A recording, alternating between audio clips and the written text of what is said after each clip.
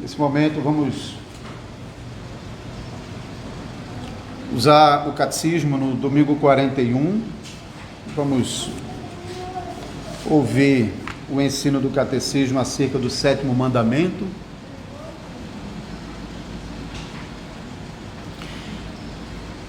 Tem no boletim, pode acompanhar pelo boletim também. Pergunta e resposta 108. O que nos ensina o 7º mandamento? Que toda a impureza sexual é amaldiçoada por Deus. Por isso devemos abominá-la de todo o coração e viver de maneira pura e disciplinada, tanto dentro quanto fora do santo matrimônio. Pergunta e resposta 109. Nesse mandamento, Deus proíbe somente o adultério e pecados vergonhosos semelhantes? Não. Desde que somos corpo e alma, templos do Espírito Santo, é a vontade de Deus que nos conservemos puros e santos. Por isso ele proíbe todas as ações impuras, gesticulações, palavras, pensamentos, desejos e tudo aquilo que possa nos induzir à impureza. Agora vamos ao texto de Efésios capítulo 5.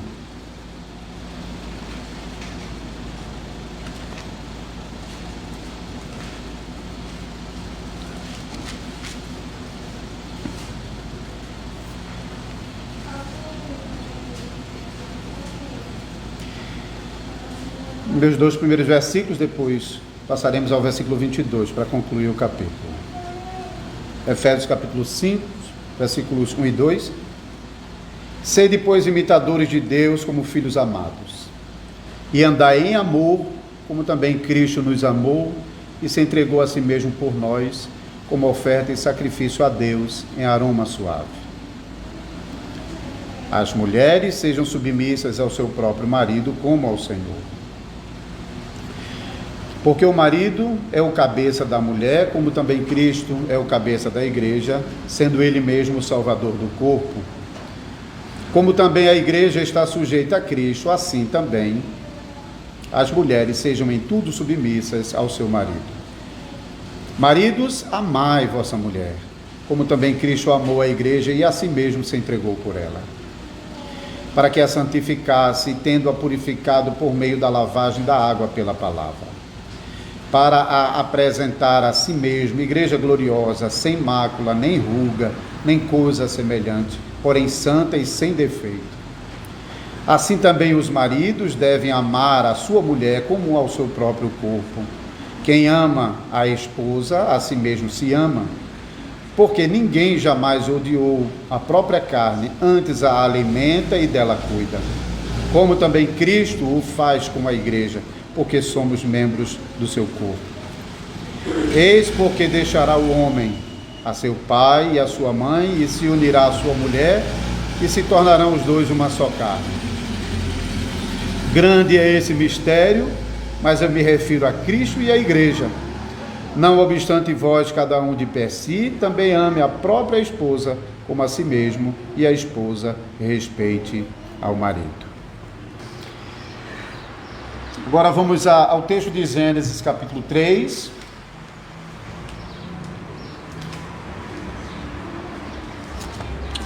Vamos usá-lo em combinação com a pregação do 7º mandamento.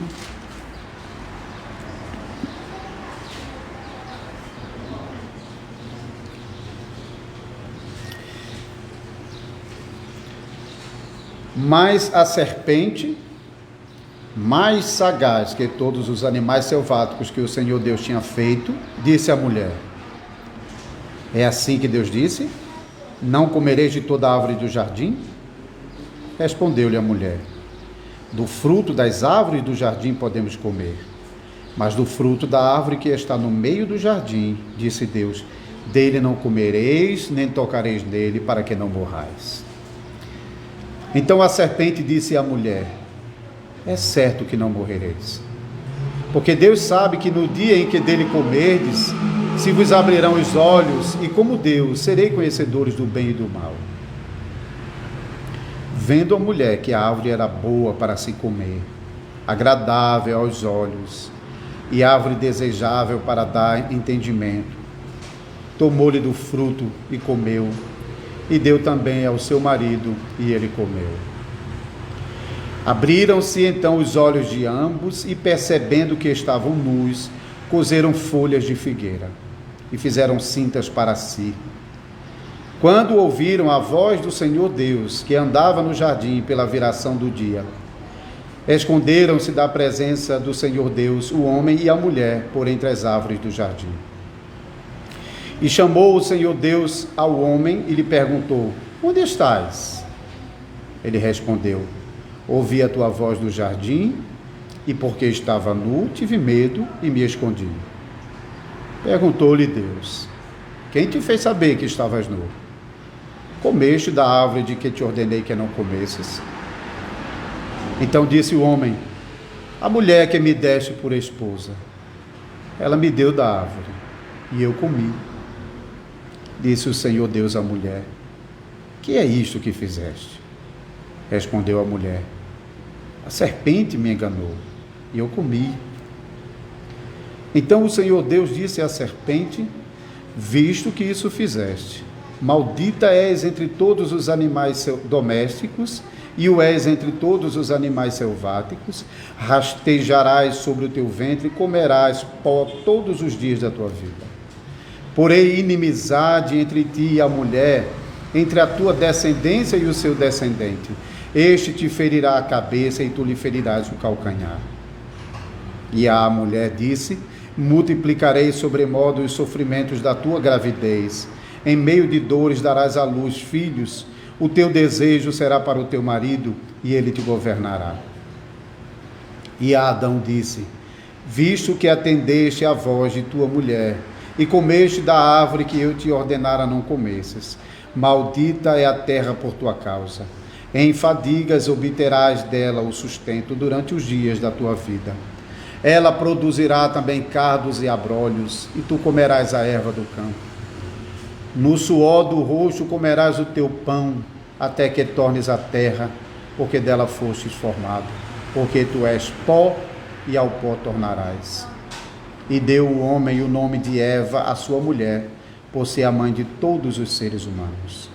Fez o Senhor Deus vestimenta de pele para Adão e a sua mulher, e os vestiu. Então disse o Senhor Deus: eis que o homem se tornou como um de nós, conhecedor do bem e do mal. Assim que não estenda a mão, e tome também da árvore da vida, e coma, e viva eternamente. O Senhor Deus, por isso, o lançou fora do jardim do Éden, a fim de lavrar a terra de que fora tomado. E expulso o homem, colocou querubins no oriente do jardim do Éden, e o refugi de uma espada que se revolvia, para guardar o caminho da árvore da vida. Então vamos orar?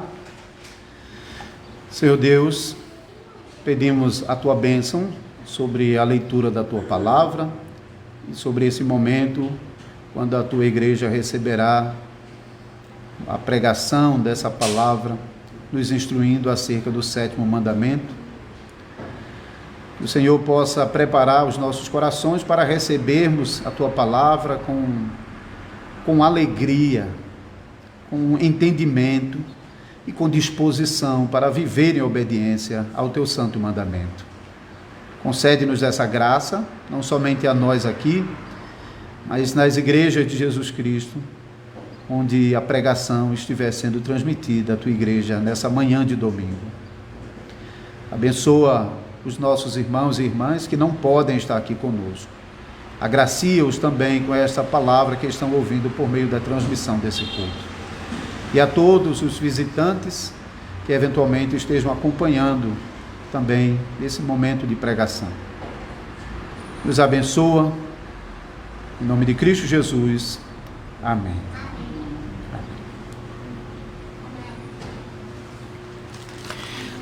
Amada congregação do Senhor Jesus Cristo,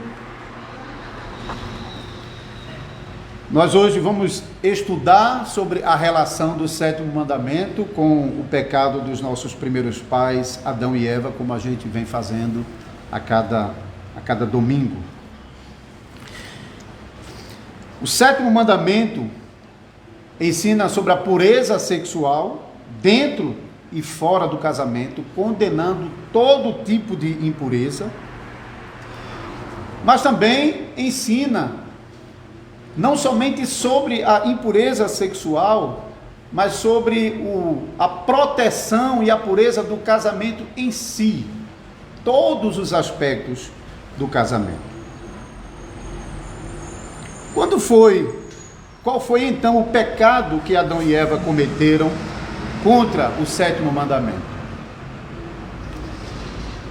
Adão e Eva haviam sido criados à imagem de Deus, em perfeita retidão e justiça, e foram dados um ao outro para cooperarem e para juntos servirem no mandato que Deus havia dado de trabalhar a criação de Deus e governar a criação de Deus e conduzir a criação de Deus para louvar o Criador. Esse mandato era um mandato comum ao homem e à mulher, um mandato que eles deveriam executar em cooperação um com o outro, e um mandato que deveria ser exercido na liderança do homem.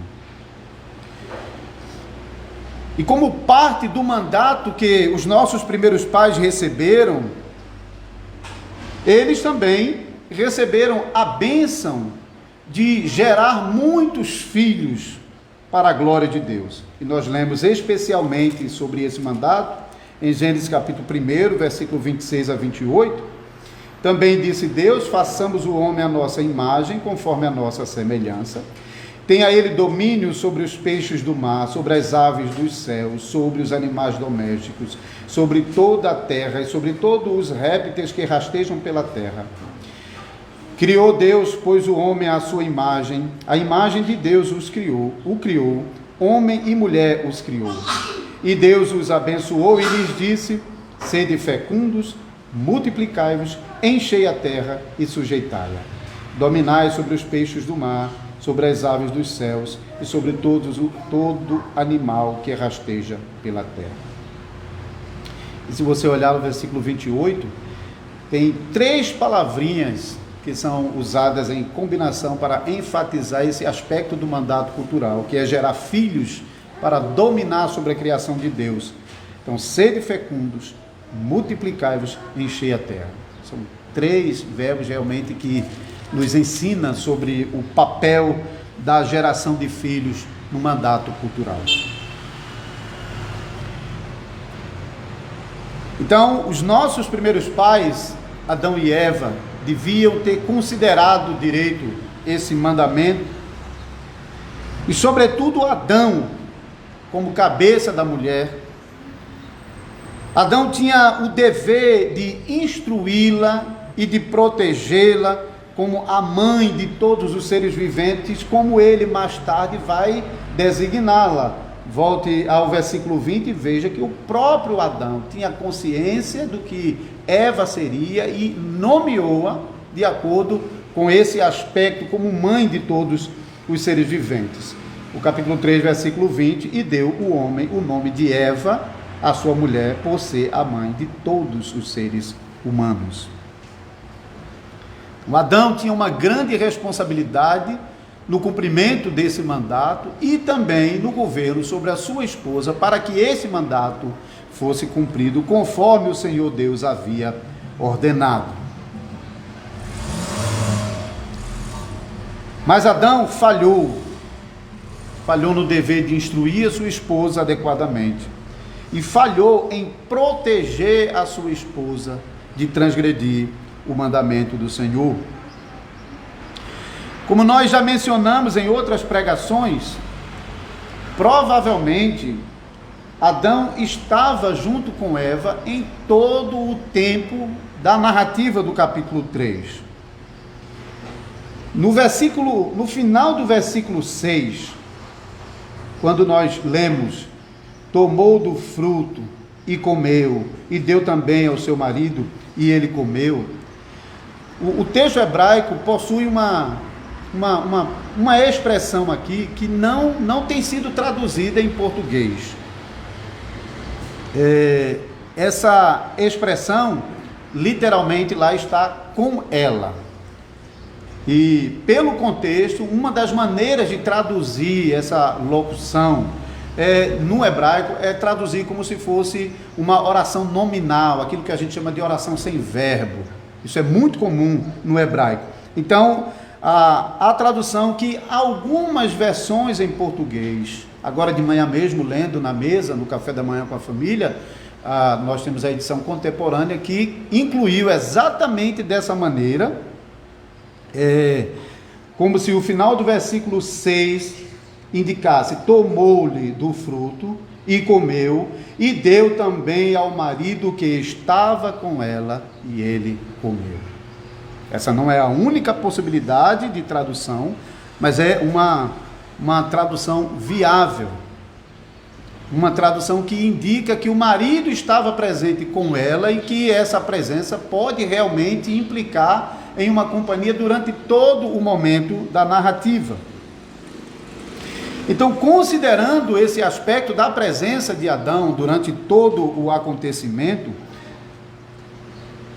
o fato é que Adão tinha a responsabilidade como cabeça da mulher, e ele tinha responsabilidade sobre as atitudes da sua esposa e sobre as consequências das suas atitudes também, porque o homem responde por si mesmo, mas também responde por sua mulher. Isso não significa que a mulher não tenha vontade própria, porque ela também responde por si mesma. E você pode ver isso em que Deus também se dirigiu à mulher, no versículo 14, e castigou a mulher com a devida punição por causa do pecado dela. Então Deus não deixou de cobrar a mulher dentro da sua responsabilidade, mas ao homem Deus cobra não somente segundo a sua responsabilidade, mas também segundo a responsabilidade da sua esposa. Então era dever de Adão instruí-la sobre o mandamento, para que em hipótese alguma comesse do fruto da árvore do bem e do mal. E assim ele protegeria a si mesmo e a sua esposa e a toda a sua descendência de receberem o justo castigo pela quebra do mandamento. Então Adão, como o cabeça federal, como cabeça da sua esposa, ele não cumpriu o dever de proteger a sua esposa quando a serpente se aproximou dela para tentá-la. Ele também não a defendeu, não assumiu a liderança, não combateu o engano da serpente. Adão realmente se mostrou omisso do começo ao fim em exercer a sua liderança sobre a sua mulher, conforme Deus o havia constituído na ordem da criação. Primeiro o homem, depois a mulher. E a mulher foi chamada de adjuntora, de ao lado, de complementadora. Então, nesse sentido, Adão não manteve pureza no casamento. Ele não manteve a pureza no sentido de olhar de modo impuro para qualquer outra mulher que nem existia naquele momento. Mas Adão não manteve a pureza no casamento ao não olhar com pureza para a sua própria esposa, aquela que seria a mãe dos seus filhos.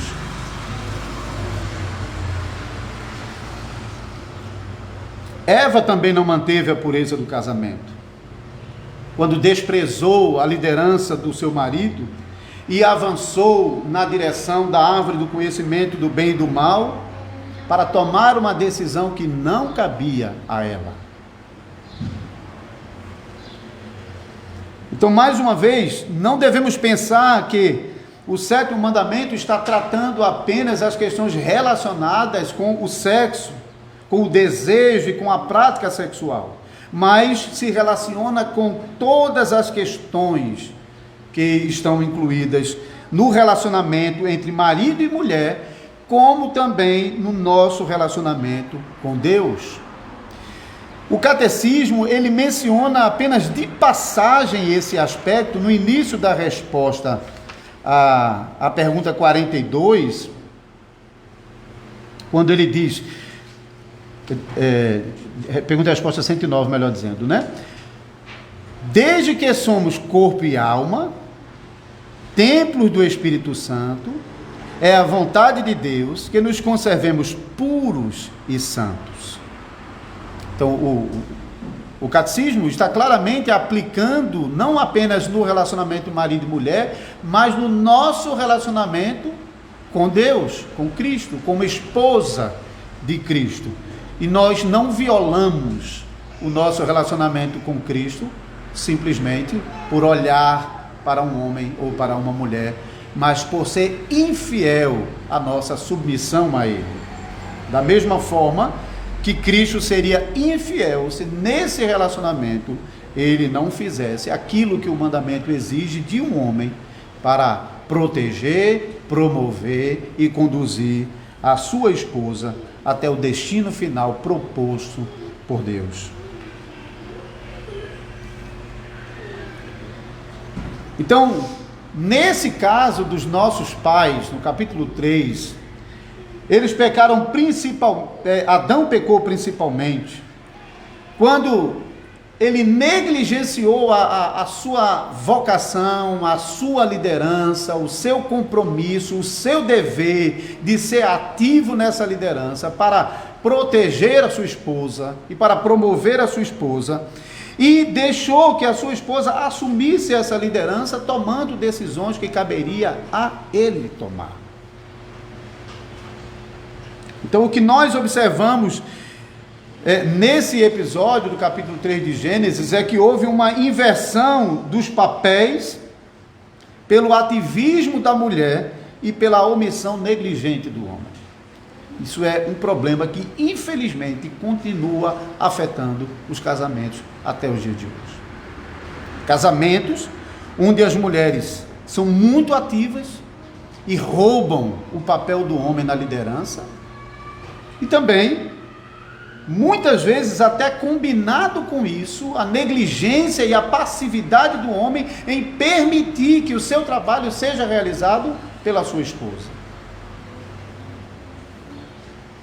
O apóstolo Paulo vai usar esse ajuste no casamento em 1 Timóteo capítulo 2, versículos 12 a 15. Lá ele está tratando mais especificamente do culto a Deus. Mas quando o apóstolo Paulo ele trata do culto, da boa ordem do culto a Deus, ele está recorrendo à ordem estabelecida na criação, uma ordem que serve não apenas para o ambiente de culto, como serve para regular a nossa vida por inteiro. Então, 1 Timóteo capítulo 2,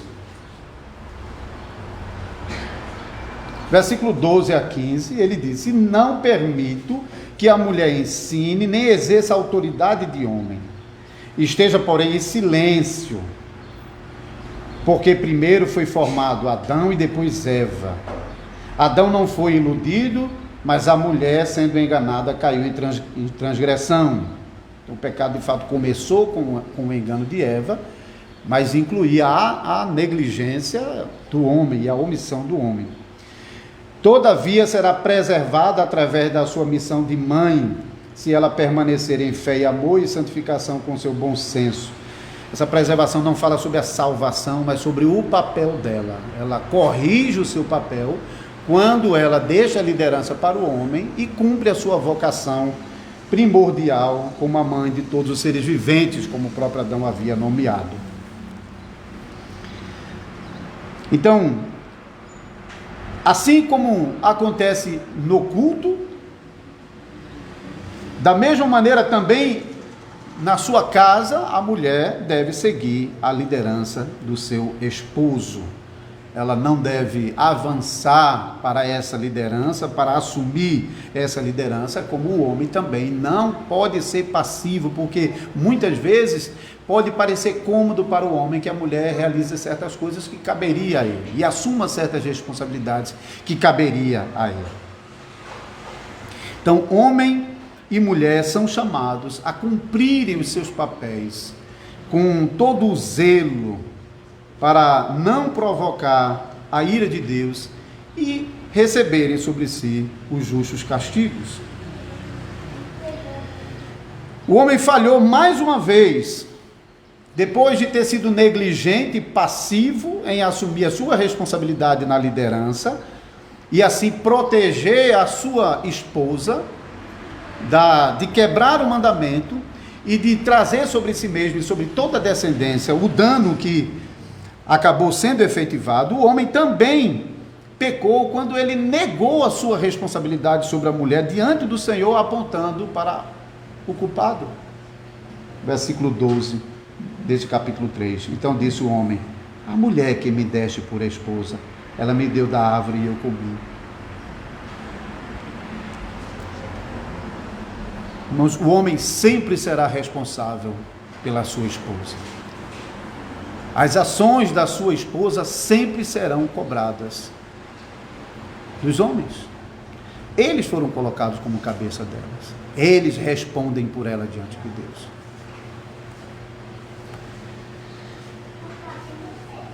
Antes da queda, o homem devia conduzir a sua esposa para Deus. Deus havia criado Adão e Eva perfeitos, capacitados, habilitados para o cumprimento do mandato de criação. Eles foram equipados com os dons graciosos de retidão e justiça, e eles poderiam cumprir esse mandato sem dificuldade. Homem e mulher, homem assumindo sua liderança, mulher sendo submissa e dominando sobre todas as coisas e conduzindo todas as coisas para o louvor a Deus. Isso era o mandato do homem e ele podia cumprir isso perfeitamente. Mas depois da queda, o homem não tem mais esses dons. O homem perdeu esses recursos que os capacitavam a realizar esse bom serviço a Deus sem peso, sem dificuldade. E do outro lado, além de não ter esses recursos, o homem agora adquiriu um coração corrupto, que é em si um obstáculo ao exercício de toda boa dádiva que vem do céu. Por causa dessa mudança drástica, o homem não consegue mais cumprir o mandato de criação. Com todo esforço que nós, como cristãos, que temos o Espírito de Cristo e que desfrutamos em Cristo de todos os recursos para empregar no cumprimento do nosso mandato, nós temos um coração corrupto, que será sempre um obstáculo terrível para que nós consigamos cumprir zelosamente a nossa vocação dentro e fora do casamento. Agora, o homem, falando mais especificamente, tem mais desafios do que tinha antes da queda. Com todos os recursos que tinha e com o coração reto, o homem agora precisa trabalhar na redenção da sua esposa e na santificação dela, para que então ele consiga no final apresentar a sua esposa como uma esposa eleita a Deus. Esse era parte do mandato do homem. Juntamente com toda a criação, a sua esposa deveria ser conduzida a Deus pelo seu marido. Ontem à noite, eu tive a oportunidade de dirigir uma palavra para casais que estavam presentes no evento lá da segunda igreja presbiteriana, ali no Caiucá. E naquele momento eu tratei mais especificamente sobre esse aspecto da prioridade do homem no cumprimento do mandato cultural, de conduzir a sua esposa até a glorificação final, que era o alvo do mandato cultural, era a glória de Deus. Todas as coisas deviam ser governadas e conduzidas a Deus e para a sua glória. Então eu quero mencionar brevemente aqui uma das coisas que eu falei ontem, a partir do texto de Efésios capítulo 5.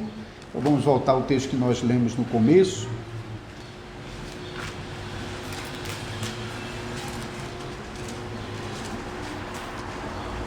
Versículos 25 a 27.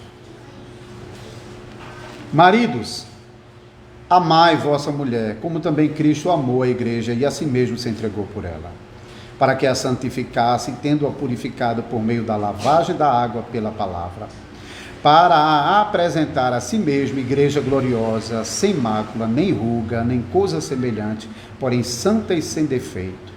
Assim também os maridos devem amar a sua mulher como ao seu próprio corpo. Quem ama a esposa, a si mesmo se ama. Esse capítulo 5, o apóstolo Paulo está aplicando aos diversos relacionamentos. Fala sobre marido e mulher, fala sobre pais e filhos, fala sobre servos e patrões.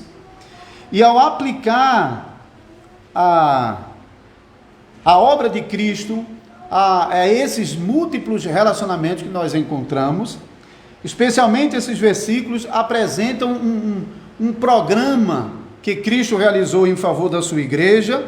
Notem no versículo 25: maridos, amai a vossa mulher, como também Cristo amou a igreja e a si mesmo se entregou por ela. Isso fala sobre a morte de Cristo na cruz, sobre a redenção dos pecados da igreja por meio do seu sacrifício, do seu sofrimento, da sua morte.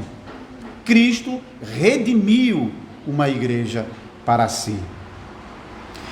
O versículo prossegue para dizer que depois de ter redimido a sua igreja do cativeiro do pecado, versículo 26, para que a santificasse, tendo-a purificado por meio da lavagem da água pela palavra. Então, depois da redenção dos pecados, agora, Cristo, por meio da sua palavra, do seu Espírito Santo, continua o trabalho de santificação na vida da igreja, um processo que vai durar toda a nossa caminhada por esse mundo, com vistas ao propósito final, versículo 27, para apresentar a si mesmo igreja gloriosa. Ele é o Deus criador de todas as coisas, e para apresentar a si mesmo igreja gloriosa, sem mácula, nem ruga, nem coisa semelhante, porém santa e sem defeito. E então, depois de o apóstolo Paulo mostrar como essa obra completa de Cristo é aplicada sobre a igreja como a sua noiva, como a sua futura esposa, agora o apóstolo Paulo está também aplicando isso ao papel do homem no lar em relação à sua esposa, porque no versículo 28 ele resume dizendo: assim também os maridos devem amar a sua mulher como ao próprio corpo. Quem ama a esposa, a si mesmo se ama. Cristo, como cabeça da igreja, tudo fez pela igreja. O homem, como cabeça da mulher, tudo deve fazer pela sua esposa.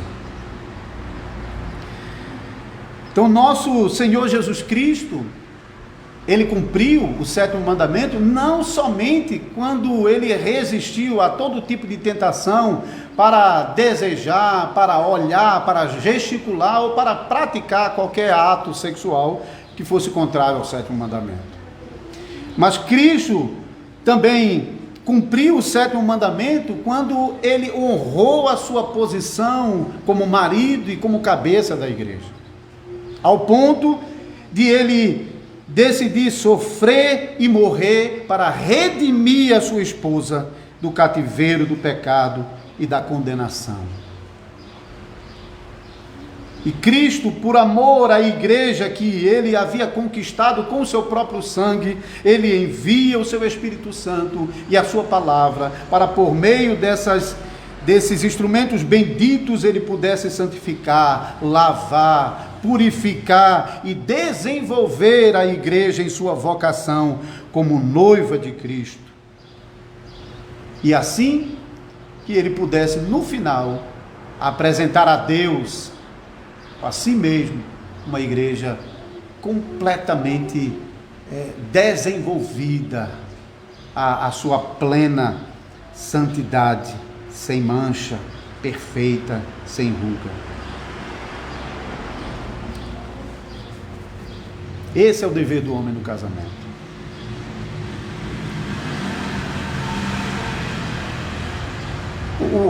Quando a gente fala sobre o dever do homem no casamento, de fazer isso, de redimir, de santificar e dirigir, não está falando que é o homem mesmo que está salvando, que está santificando e que está conduzindo à glória final, mas fala sobre o dever do homem de aplicar as obras de Cristo sobre a sua esposa por meio do relacionamento que ele mantém com ela e que representa o relacionamento de Cristo com a sua igreja. O homem, como representante de Cristo no casamento, ele deve manifestar e aplicar no seu relacionamento com a sua esposa essas mesmas obras que Cristo realizou em favor da sua igreja. Então o homem não salva, mas ele deve aplicar a obra de salvação de Cristo na vida da sua esposa. O homem mesmo não santifica, mas ele precisa aplicar a santificação de Cristo sobre a vida da sua esposa. O homem mesmo não glorifica, mas ele é instrumento de Deus para conduzir a sua esposa até o dia de poder entregar a sua esposa a Deus e dizer: aqui está, Senhor.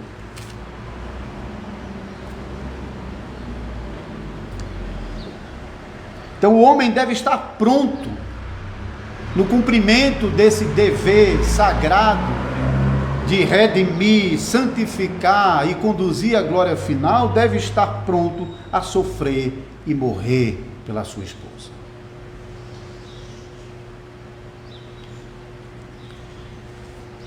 O homem não deve amar a sua vida mais do que o dever de amar e cuidar da sua esposa, de protegê-la para que o pecado não lhe consuma. Ela mesma, ela que em si mesma já precisa lutar contra os pecados que afetam o seu coração. O homem deve morrer, sofrer e morrer na defesa do coração da sua esposa, para que ela experimente em seu coração a obra graciosa de Deus na redenção dos pecados. Tudo o marido deve fazer pela sua esposa. O marido deve aprender a ter prazer em servir, em se sacrificar e em morrer para promover a sua esposa. Mas o marido também, depois da sua disposição de sofrer e morrer por sua esposa, o marido deve ser ativo em santificar a sua esposa para Cristo. O marido cristão deve fazer da Bíblia Sagrada um instrumento diário, como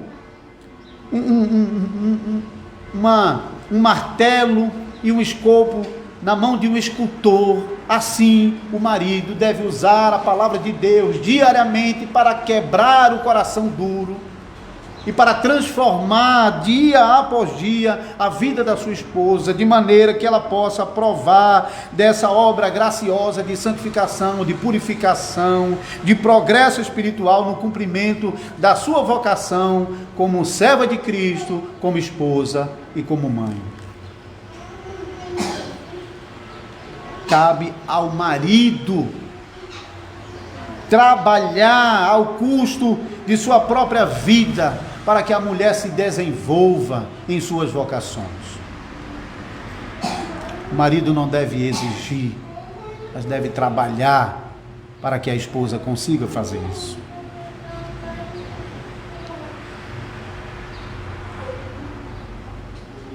O marido não deve esperar que a esposa se santifique sozinho ou que ela se santifique como resposta dos seus sacrifícios.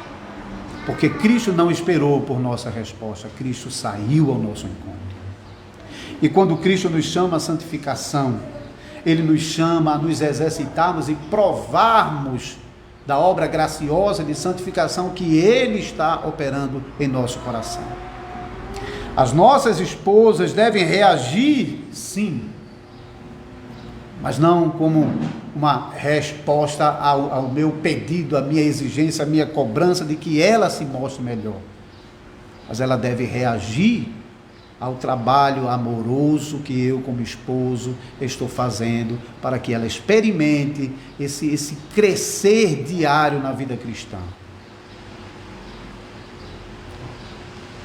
Nesse sentido, eu devo estar pronto para abrir mão de qualquer coisa, e dos prazeres até, para investir todo o recurso no desenvolvimento da minha esposa.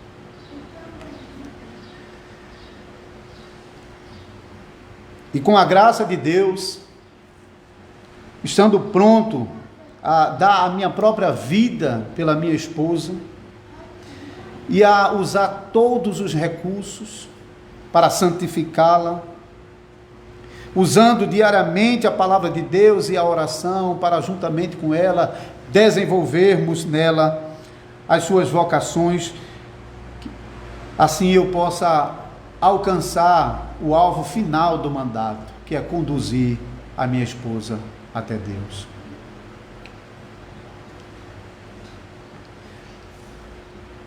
Não é um trabalho fácil. Eu diria até é impossível como homem a gente fazer isso. Impossível. Dado o fato de que eu mesmo sou um pecador. Dado o fato que a minha esposa é uma pecadora. Mas nos consolamos em que a minha luta para fazer essas coisas não é para que a minha esposa seja salva, porque Cristo já fez isso por ela, mas para que ela prove dessa obra graciosa de salvação e de santificação que Cristo Jesus promete por meio da sua palavra e do seu Espírito Santo. E também eu me consolo no fato de que Deus nos prometeu que nos concederia da sua graça, para que nós, em nosso dever como maridos, de desenvolvermos as nossas esposas, nós alcançássemos muitas bênçãos até o dia final. Em meio às lágrimas, em nosso esforço para manter a santidade das nossas esposas, nós nos alegramos com a promessa de que Cristo nos concedeu o Paráclito, o nosso ajudador, para estar conosco durante todo o tempo e nos assistir nessa dura tarefa que nós temos como homens de Deus, como maridos cristãos.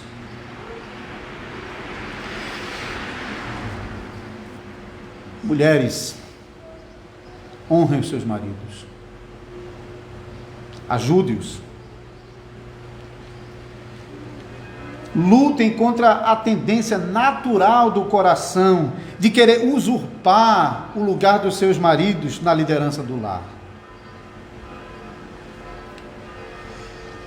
Mas ao invés disso, se esforce, lute, trabalhe com humildade para ajudá-lo a exercer de modo apropriado a liderança que Deus colocou sobre ele no seu lar.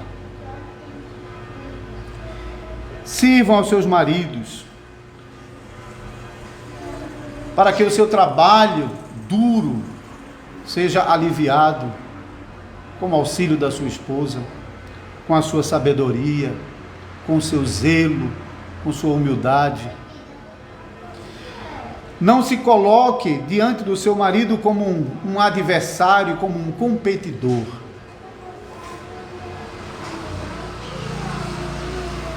Isso vai destruir o casamento de vocês. Como mulheres submissas, busque a graça de Deus em oração para conceder a vocês um espírito manso, um espírito que se alegra e se compraz em poder seguir a boa liderança dos seus maridos. Podem contar com a graça de Deus para isso. Mas mulheres,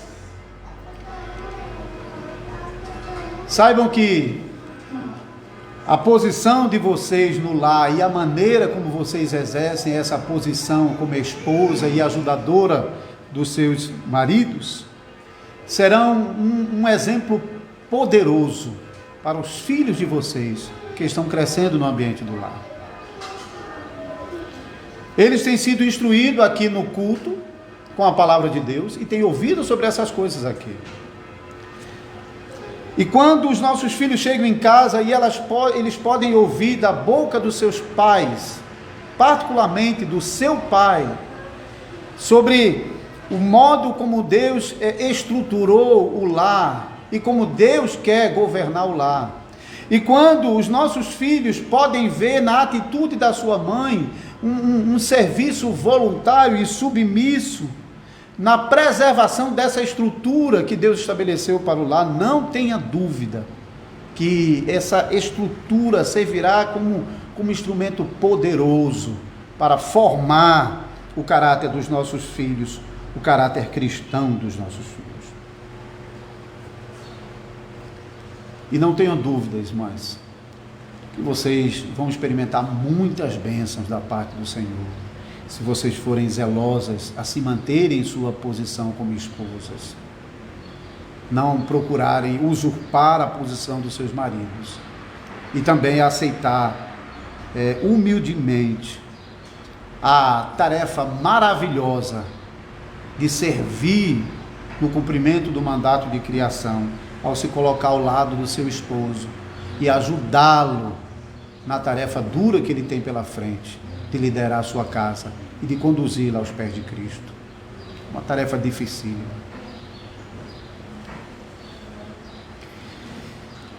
Ainda um último conselho aos jovens, particularmente as moças da nossa congregação que pretendem se casar.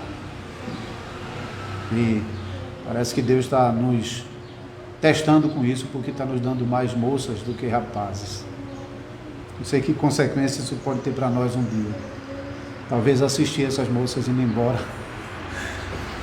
e orando para Deus enviar mais. Mas a igreja de Deus, Ele faz como quer. Nós realizamos o nosso trabalho com zelo e instruindo as nossas moças. Vocês, minhas filhas, vocês devem escolher bem o homem que irá governar sobre a vida de vocês e sobre a vida dos filhos que Deus eventualmente lhes der. Eva não teve essa opção.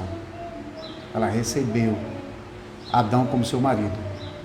Mas Eva não precisava ter preocupação com isso, porque ela recebeu o melhor marido que podia existir no mundo. Ninguém pode se comparar a Adão. Ele era o melhor, o mais capacitado, o mais habilitado, o mais cheio de amor. O fato de que ele falhou não significa que ele não era o melhor esposo para Eva. Mas agora vocês são chamadas a um grande desafio de examinar bem aquele homem que há de assumir a posição de regente dentro do seu lar. Um homem descrente, de jeito nenhum, pode representar Cristo tão bem no lar, a ponto de aplicar sobre você aquela obra graciosa de Cristo na redenção, na santificação e na condução de vocês à glorificação final. Não é à toa que a Bíblia proíbe o casamento com descrente. E não devemos querer ser mais sábios do que a palavra de Deus, em criar todo tipo de subterfúgio para justificar o casamento de um crente com um descrente. Deus nos proteja disso. Por isso também os nossos contatos com descrentes devem ser muito limitados.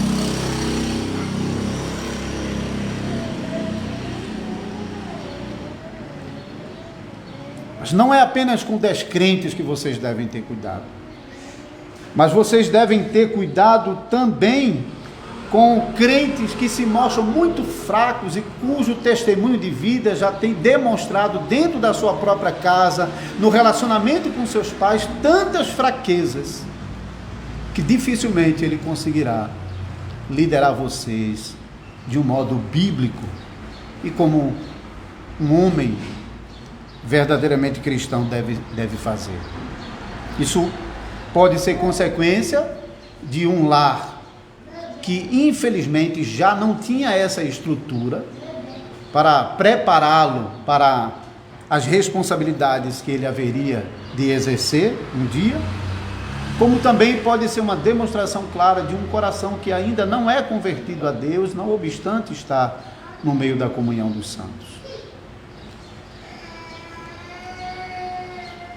Então, minhas filhas, tenham muito cuidado com isso, submetam ao Senhor, não consulte simplesmente o seu coração sobre se aquele rapaz é ou não o rapaz adequado para si, mas consulte a palavra de Deus, dê ouvido ao ensino do seu pai, observe o testemunho da sua mãe, quando eles estão procurando com a sua própria vida aplicar as verdades de Deus sobre o casamento, sobre si próprios. Então, moças, aprendam em casa com suas próprias mães, mas vocês também têm a oportunidade de aprender na igreja com os exemplos piedosos das santas mulheres de Deus.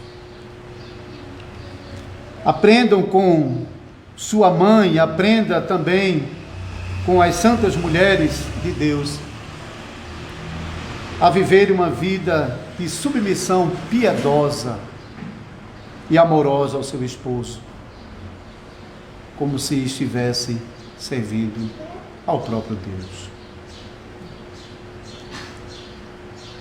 E que os nossos filhos homens, ouvindo sobre isso, tremam,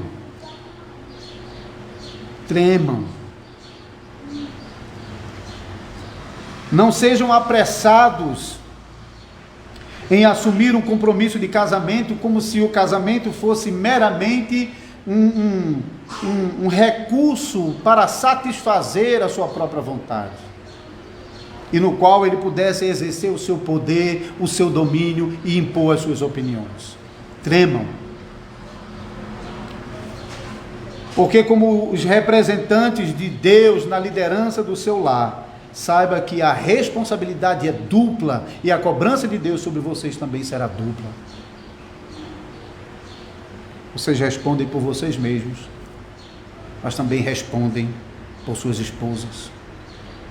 Até mesmo quando suas esposas pecarem, o pecado dela pode ser simplesmente o reflexo do seu próprio pecado. E muitas vezes o é. Muitas vezes, assim como os filhos reproduzem os pecados dos pais, esposas reproduzem os pecados dos seus maridos.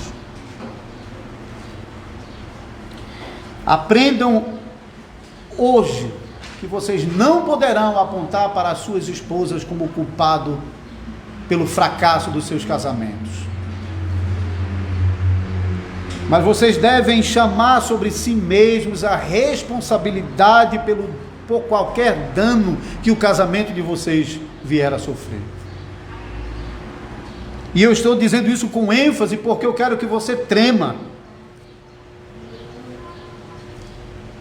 E antes de tomar uma decisão de tirar uma moça de dentro da sua casa, da segurança do seu lar, do cuidado dos seus pais, você deve ter certeza que Deus lhe preparou o suficiente para que debaixo da sua tenda a sua futura esposa desfrute de igual ou superior cuidado e segurança que ela desfrutava na casa dos seus pais. Que Deus nos ajude que nossas famílias possam provar dos frutos da obediência de Cristo, a obediência zelosa do nosso Salvador ao sétimo mandamento, que garantiu a nossa redenção dos pecados, que garante a nossa santificação hoje e que no futuro nos conduzirá à glória final.